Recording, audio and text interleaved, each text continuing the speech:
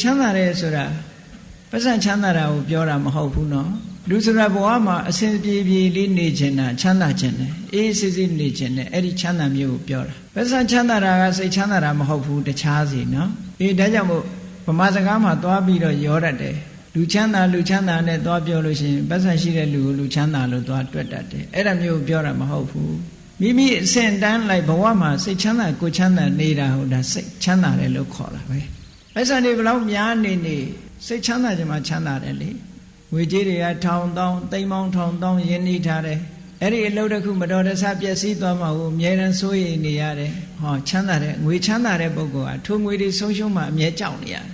အဲ့ဒါချမ်းသာမဟုတ်ဘူးပတ်စံချမ်းသာတာမဟုတ်ဘူးတကယ်စစ်ချမ်းသာတာကအဲ့ဒါမျိုးကိုပြောတာမဟုတ်ဘူးတဲ့မိသားစုဘဝမှာဗာနဲ့ပဲနေရစာဝတ်နေရေးလေးပြည့်ပြည့်စုံစုံနဲ့မတောင်းမတမကြောက်မကြနဲ့အေးသက်သာချမ်းသာနေနိုင်ရတယ်ဆိုတာမျိုးကိုဆိုလိုတယ်တဲ့အဲ့တော့လူတိုင်းဟာချမ်းသာခြင်းကြ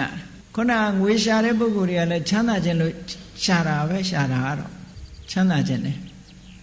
သို့တော့ချမ်းသာခြင်းလို့ရှာပေမဲ့လို့ချမ်းသာတယ်တွေ့သလားဆိုချမ်းသာတယ်မာတာတွေမဟုတ်ဘဲနဲ့ဆင်းရဲဒုက္ခတွေလည်းအများကြီးတွေ့ရတာပေါ့